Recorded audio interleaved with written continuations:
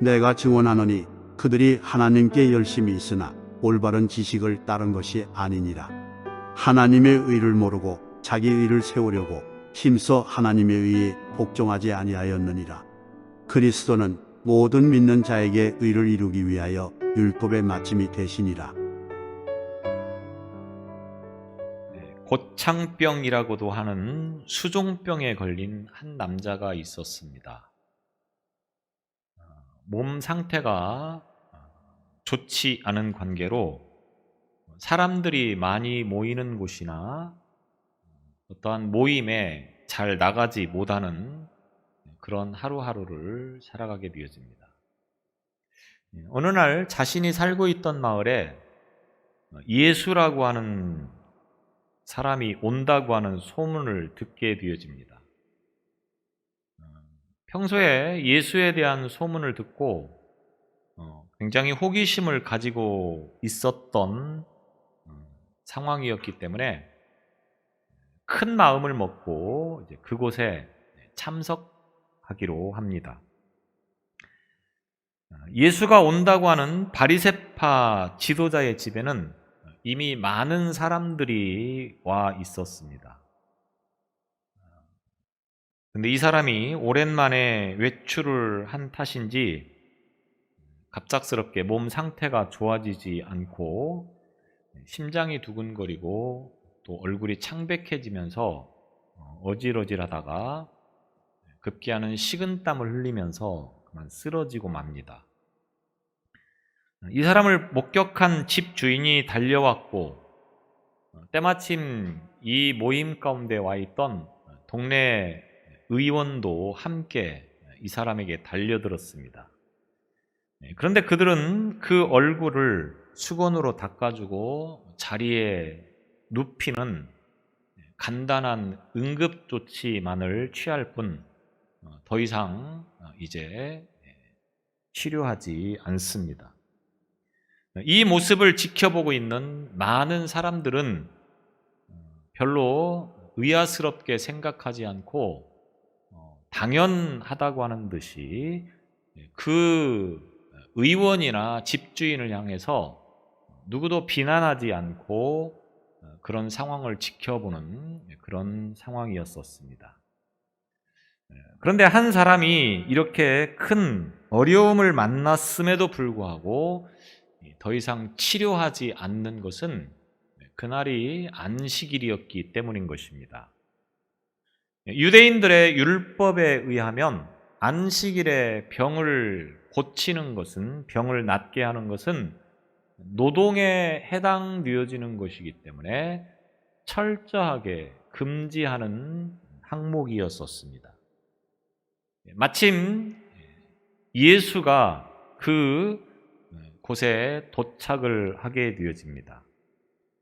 그리고 이제 쓰러져 있는 남자를 발견하게 되어집니다.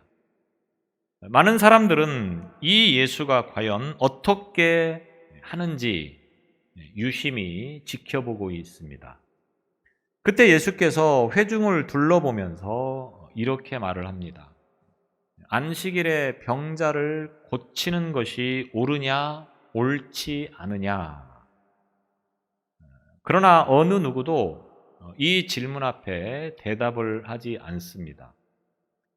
예수께서는 쓰러진 남자의 머리에 안수해서 그 병을 고쳐주시고 그리고 집으로 그 사람을 돌려보내게 되어집니다. 그리고는 모인 사람들에게 만일 너희들의 아들이나 소가 우물에 빠졌으면 어떻게 하겠느냐? 안식일이라고 하여서 모르는 척 하겠느냐? 이렇게 사람들에게 말을 합니다. 물론 사람들은 이 말에 아무도 대답을 할 수가 없었던 것입니다.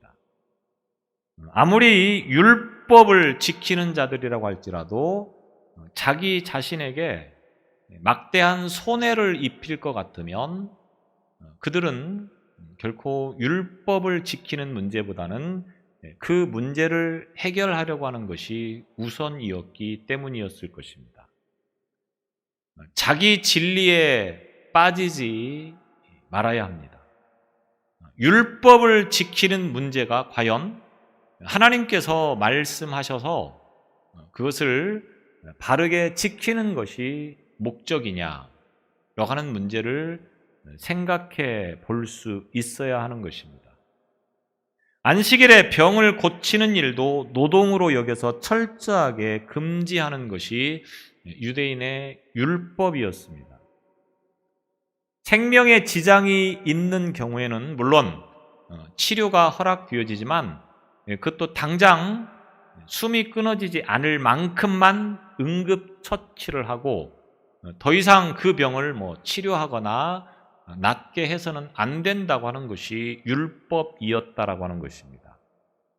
상처에 순수한 붕대를 감는 일은 허락이 되어지는데 거기에 약을 발라서 치료하는 그러한 붕대를 감는 일은 금지되어 있습니다. 마른 솜을 가지고 아픈 곳에 이제 감싸주는 것은 문제가 되지 않지만 이 솜에다가 약을 발라서 상처 부위를 감싸는 것은 허용되어지지 않습니다. 이것이 율법이라고 하는 것입니다. 왜냐하면 병을 낫게 하는 것은 노동에 해당되어지고 안식일에 노동을 하는 것은 철저하게 금지되어 있기 때문에 유대인들은 이와 같이 행동을 한다고 하는 것입니다. 율법이라고 하는 것은 하나님께서 주신 이스라엘이 생활하고 또 살아가는 데 있어서 필요한 법이라고 말을 할 수가 있겠습니다. 그러니까 율법의 정신은 어디에 있느냐? 사람을 살리는 데 있는 것이고 사람을 사랑하는 것에 있는 것이지 그것을 지키는 것이 마치 최선인 양 그렇게 생각을 하면 안 된다고 하는 것입니다. 구약에는 이 율법을 크게 세 가지로 구분을 해서 보는데 하나님과의 관계, 그래서 하나님과의 관계를 위해서 제사를 드리고 또 의식을 행하는 문제, 이것이 곧 율법이라고 하는 것입니다. 또 하나는 대인 관계, 사람과 사람과의 관계 속에서 일어나는 문제, 그래서 이런 문제를 소위 우리가 말하는 민법이라고 이렇게 말을 하는데 그 민법이 또한 율법에 포함되어져 있습니다. 그리고 세 번째로는 도덕법이 있습니다. 일반적으로 도덕적이고 윤리적인 어떤 그런 기준을 내세워서 이제 만든 법, 이것이 곧 율법이라고 하는 것입니다. 그래서 작게는 10계명에서부터 모세 오경을 우리는 율법서라 이렇게 말을 합니다. 그래서 모세 오경에 기록되어진, 또 크게는 구약성경 전체를 통해서 주시는 그런 것을 율법이라 이렇게 여기게 되어집니다. 근데 이 율법을 크게 하나님께서 주신 율법을 대략 613개 정도로 이제 구분을 해서 보는데 유대인들은 이 613개에다가 수천 개의 어떤 율법을, 관습을 율법화시켜서 그거를 적용해 나간다고 하는 것입니다. 그래서 아까 말씀을 드렸던 것처럼 안식일을 지켜라. 하나님은 이렇게 말씀을 하셨는데 여기에다가 유대인들은 안식일을 어떻게 지켜야 되는 것을 더 세분화시켜서 이제 구분을 하다 보니까 이 613개가 수천 개, 수만 개로 불어나게 되었다라고 하는 것입니다.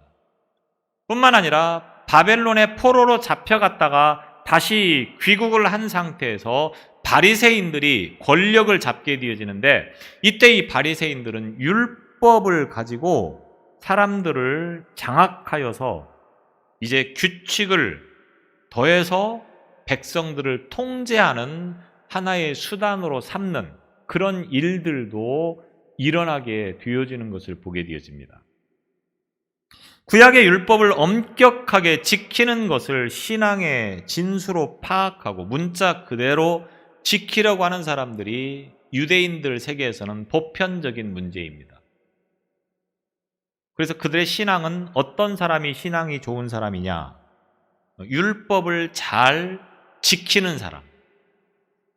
구약의 안식일 계명을 구약에 기록된 그대로 지키기 위해서 주일에는 밥도 짓지 않고 아파도 병원에 가지 않고 이렇게 사는 사람이 율법을 잘 지키는 신앙이 좋은 사람이다. 이렇게 이야기를 한다고 하는 것입니다.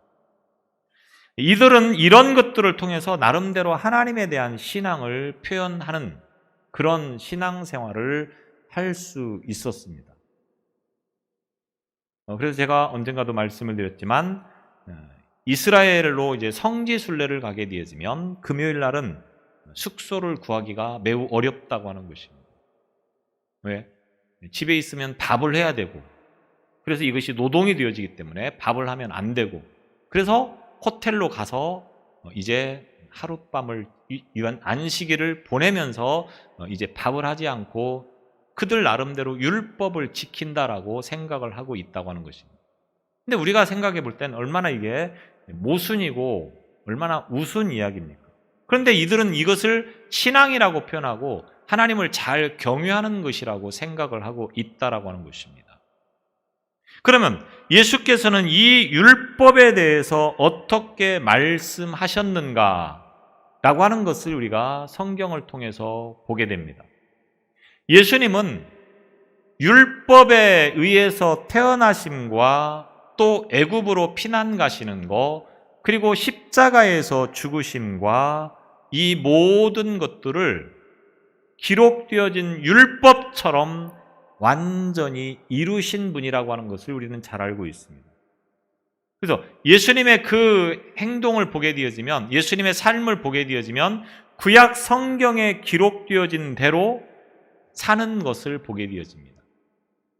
베들레헴 마구간에서 태어난 것에서부터 예언되어진 것처럼 쭉 생활을 하면서 나귀를 타고 예루살렘에 입성하고 십자가를 지고 죽으시는 그 모든 과정까지 철저하게 율법대로 예수님은 사셨고, 그리고 율법에서 모든 삶을 마친 것을 보게 되어집니다. 이 모든 것을 다 이루셨다. 우리는 이렇게 표현할 수가 있겠습니다. 뿐만 아니라 예수님의 삶을 보면 율법의 계명들을 철저하게 지켜 행하심으로 율법의 요구를 다 이루신 것을 우리는 복음서를 통해서 보게 되어집니다. 율법을 거스렸다, 바리새인들이나 종교 지도자들이 이렇게 말하지만 예수님은 율법을 거스린 것이 없습니다. 율법을 철저하게 지키려고 나름대로 절기가 되면 예루살렘에 올라가서 이제 그 예루살렘에서 절기를 지키고 하는 일들을 행하셨다라고 하는 것입니다. 그런 예수님께서 뭐라고 말씀하시느냐? 마태복음 5장 17절에 보면 내가 율법이나 선지자나 폐하러 온 줄로 생각지 말라. 폐하러 온 것이 아니요 완전케 하려 함이로라. 예수님은 율법을 폐하러 오신 분이 아니고 율법을 완전케 하시려고. 여기서 완전케 하셨다고 하는 말은 완성시켰다 이런 말입니다. 그래서 예수님은 율법을 완성시키신 분이라고 하는 것입니다. 예수께서 율법을 완성하셨다라고 할 때 이것은 구약의 율법에다가 예수님의 어떤 다른 것들을 첨가해서 그것을 완성시켰다고 하는 것을 의미하지 않습니다. 왜냐하면 그것은 보충이라고 하는 의미가 될 수 있기 때문에 그렇습니다. 또 율법에 기록된 내용들을 수동적으로 이루셨다고 하는 것을 의미하는 것도 아닙니다. 율법이 이렇게 하라고 말씀해서 예수님이 거기에 수동적으로 그것을 지킨 것이 아니라고 하는 것입니다. 오히려 예수님은 율법의 주체가 되셔서 그 율법을 이루신, 율법을 능동적으로 이루신 그분이 곧 예수 그리스도시다고 하는 것을 우리는 복음서를 통해서 목격하게 되어집니다. 그 예수님은 죄 없으신 하나님의 아들이신데 십자가를 지시고 죽으셨습니다. 우리의 죄를 위해서. 예수님이 그렇게 하신 이유가 무엇이냐? 바로 우리 안에 율법의 요구가 이루어지도록 하기 위해서다라고 말씀하고 있습니다. 다시 말하면 예수님의 그 십자가의 행위가 우리가 지켜야 될 율법을 다 품고 그리고 그것을 완성하셨다, 이런 말씀이 되어지는 것이라고 하는 것입니다. 우리의 인간이 육신의 연약함으로 인하여서 율법의 요구를 다 이루지 못하고 늘 정죄 아래 있으면서 고통스럽게 살아가야 할 인생들인데, 하나님께서 그 독생자를 세상에 보내주셨고 그리고 그분께서 십자가를 지심으로 말미암아 우리는 그 율법으로부터 자유함을 누릴 수 있게 되어지는 것입니다. 이 말은 율법을 지켜서 구원을 받아야 했던 이스라엘 민족과는 달리 우리는 예수 그리스도께서 모든 율법을 다 이루셨기 때문에 그 그리스도 안에 있으면 구원을 받게 되어지고 의롭게 된다고 하는 것을 말씀하고 있는 것입니다. 그래서 예수님께서 요한복음 19장 30절에 보면 십자가에서 마지막으로 하신 말씀이 다 이루셨다라고 말씀을 하신 것입니다. 예수님이 십자가를 지심으로 말미암아 다 이루셨다. 무엇을? 율법을 다 이루셨다고 하는 것입니다. 율법에서 결국 요구하는 것은 무엇입니까? 우리의 죄를 대신해서 제물이 있어야 되고 그 제물에게 자기의 죄를 전가시켜서 죄를 사함받는 것이 곧 율법의 의도 아니겠습니까? 근데 예수님께서 우리의 죄를 대신해서 화목 제물이 되셨다. 우리는 계속해서 이 말씀을 들어왔습니다. 그렇기 때문에 그 제물이 되신 예수 그리스도로 인하여서 우리는 이제 율법을 지킴으로 말미암아 의롭게 되는 것이 아니고 나의 죄를 대신해서 십자가에 죽으신 예수 그리스도를 믿는 믿음으로 말미암아 의롭게 된다고 하는 것을 말씀하는 것입니다. 이런 의미에서 본문에서 말씀하고 있는 내용을 우리는 봅니다. 4절에 보면 그리스도는 모든 믿는 자에게 의를 이루기 위하여 율법의 마침이 되시니라. 여기서 율법의 마침이라고 하는 말은 율법을 폐지했다고 하는 뜻을 가지고 있는 것이 아니고 유대인들처럼 자기 의를 세우려고 율법의 계명들을 지킴으로 의롭다함을 받으려고 하는 그런 노력을 다 끝냈다, 종지부를 찍었다, 이런 표현이 되어지는 것입니다. 예수님의 말씀에 의하면 유대인들은 율법을 왜 지키느냐?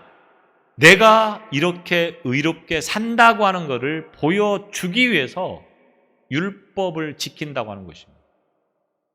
하나님의 의도와는 전혀 상관이 없는 겁니다. 율법을 지킴으로 자기 의를 내세우는 것밖에 되지 않는다고 하는 것입니다.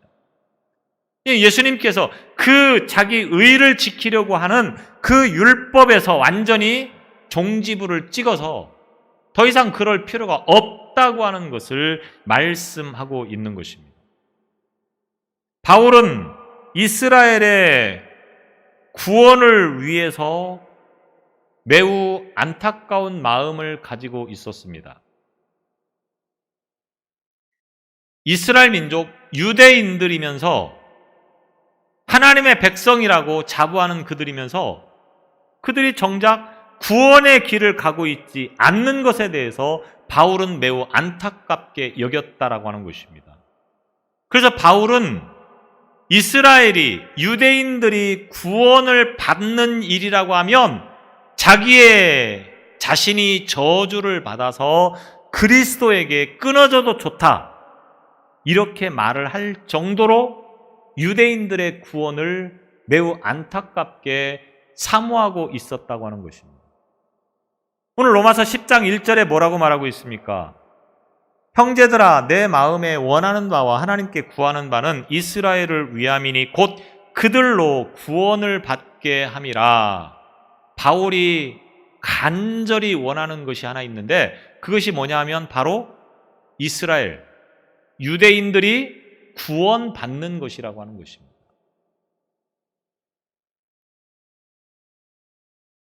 그리고 그들이 구원받지 못하는 이유가 무엇이냐라고 하는 것을 2절로 3절을 통해서 말씀하고 있는 것입니다.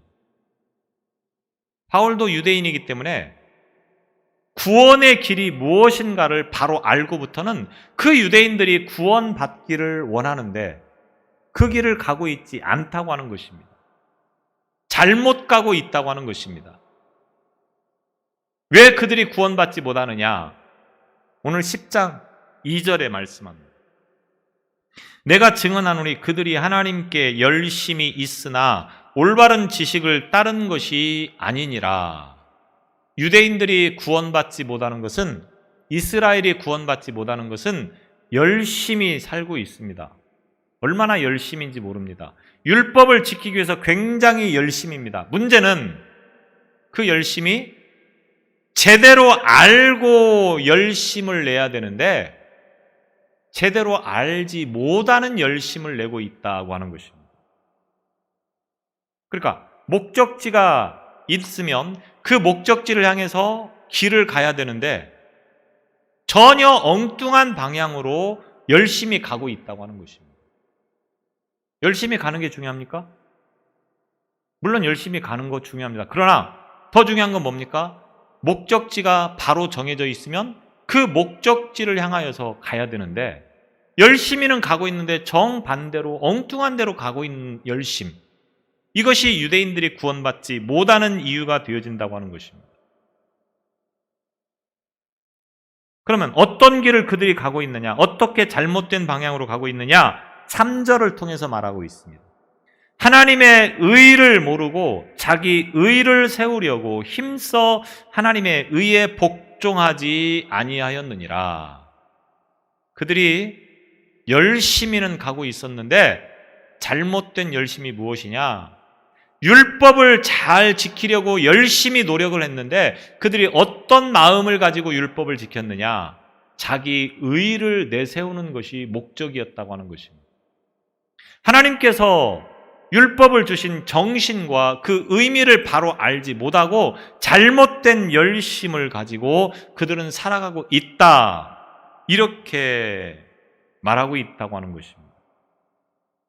그래서 그들은 바르지 못한 지식, 잘못된 열심을 가지고 살고 있기 때문에 구원받지 못하는, 의롭다고 인정받지 못하는 그런 삶을 살아가고 있음을 지적하고 있는 것입니다. 바울은 구원받는 길, 의롭게 되는 길이 무엇인가를 나중에 깨닫게 되어집니다. 뭡니까? 예수님께서 내 죄를 대신해서 십자가에 죽으신 것을 믿는 것이 곧 구원받는 길이고 의롭게 되는 길이라고 하는 것을 깨닫게 되어지는 순간부터는 자기가 지금까지 살아온 그 방향이 얼마나 잘못되었는가를 알게 되었고, 그리고 자기와 똑같이 가고 있는 유대인들이 지금 얼마나 잘못된 길을 가고 있는가를 깨닫게 되었다고 하는 것입니다.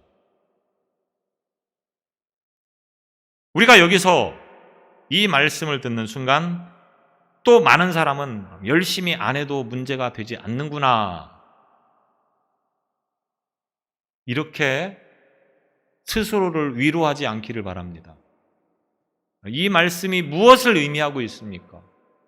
열심히 하지 말라고 하는 것이 아니고 열심히 해야 하지만 제대로 된 열심이 있어야 된다고 하는 것을 말하는 것입니다. 성경은 우리에게 열심을 강조하고 있습니다. 우리 대충 살아도 되는 것이 아니고 대충 믿어도 되는 것이 아니고 대충 신앙생활해도 되는 것을 말하고 있지 않습니다.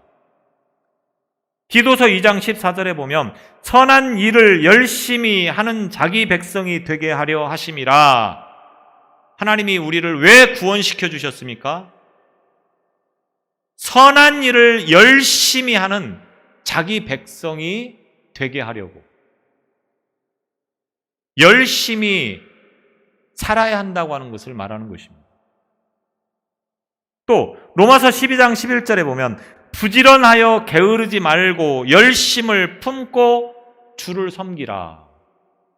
열심을 품고 주를 섬기라고 말하고 있습니다. 신앙생활은 내가 편하게 대충 해서 될 문제가 아닙니다. 열심히 해야 됩니다. 바울이 말하고자 하는 열심, 문제는 그 방향이 제대로 된 열심, 바로 알고 하는 열심이어야 된다고 하는 걸 말하는 것이지 열심히 안 해도 된다고 하는 것을 말하는 것이 아닙니다.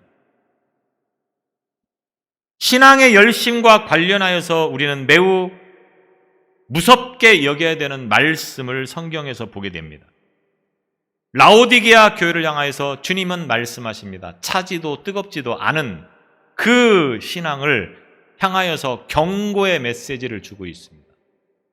요한계시록 3장 19절에 보면 무릇 내가 사랑하는 자를 책망하여 징계하노니 그러므로 내가 열심을 내라 회개하라. 열심히 하라고 분명히 말씀하고 있습니다. 책망하며 징계합니다. 왜? 미지근해서, 열심히 하지 않아서. 열심히 하지 않으면 분명히 책망받습니다. 징계받습니다. 열심히 해야 됩니다. 미지근한 자리에 있는 자들을 향해서 엄중하게 경고하심을 봅니다. 우리가 열심히 하지 않아도 믿음만 있으면 된다? 이 말씀을 지금 적용시키려고 주시는 말씀이 아닌 것을 저와 여러분이 분명하게 깨달을 수 있기를 바랍니다. 열심히 해야 합니다. 그러나 지식이 있는 열심, 지식이 있는 열심이라고 하는 것은 무엇을 말하는 것입니까? 바로 예수 그리스도를 통하여서 구원에 이르게 되어진다고 하는 것을 알고 우리는 열심히 살아야 한다고 하는 것을 말하는 것입니다. 만약 열심을 신앙의 참된 증거라고 말하려고 하면 그 열심은 반드시 바른 지식이 있는 열심이어야 합니다. 그 지식은 곧 하나님을 아는 지식, 단순히 열심 자체를 신앙의 미덕이라거나 참된 신앙의 증거라고 볼 수는 없습니다. 다시 말하면 열심히 교회를 다니고 열심히 봉사하고 헌신한다고 그 신앙이 다 제대로 된 신앙이라고 말을 할 수는 없다고 하는 겁니다.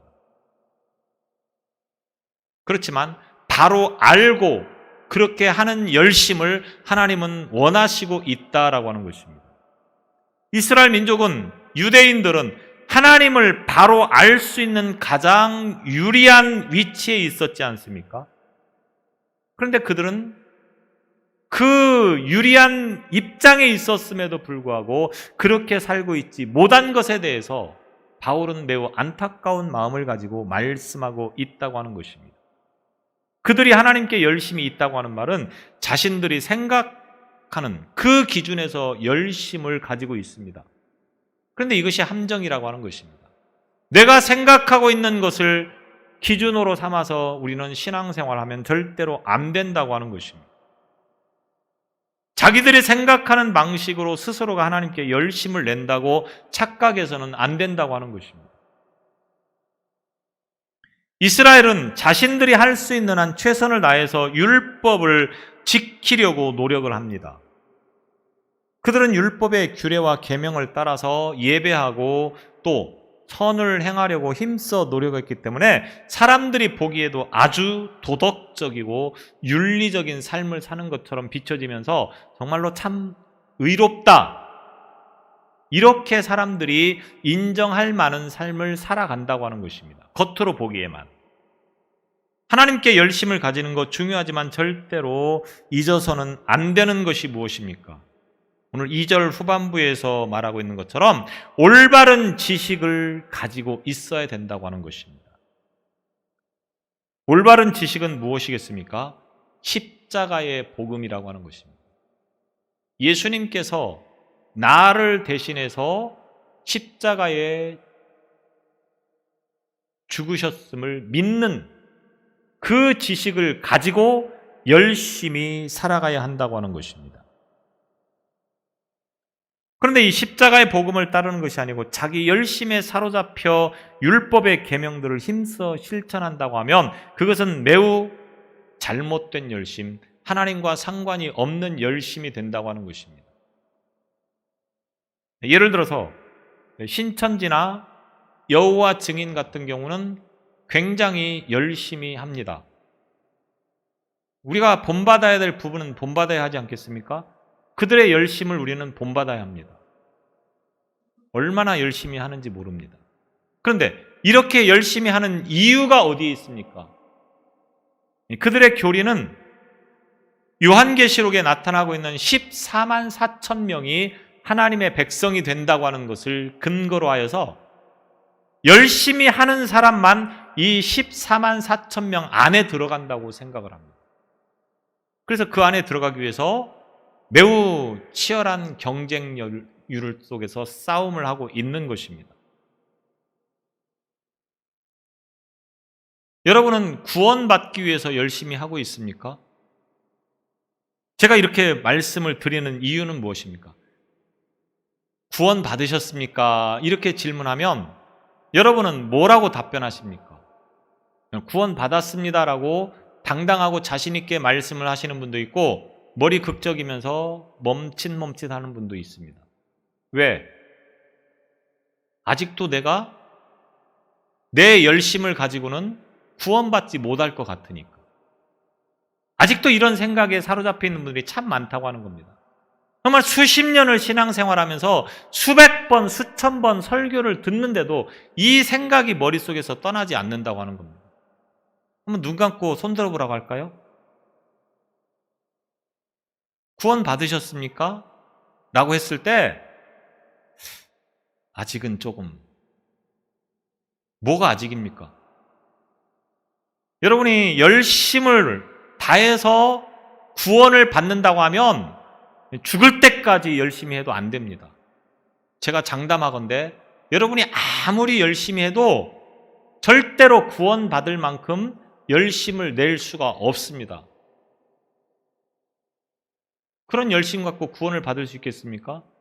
어느 세월에 구원에 이를 수 있겠습니까? 우리는 열심히 살아가는데 구원받기 위해서 열심히 사는 것이 아니고 구원을 받았기 때문에 열심히 산다고 하는 것을 망각하지 말아야 된다고 하는 것입니다.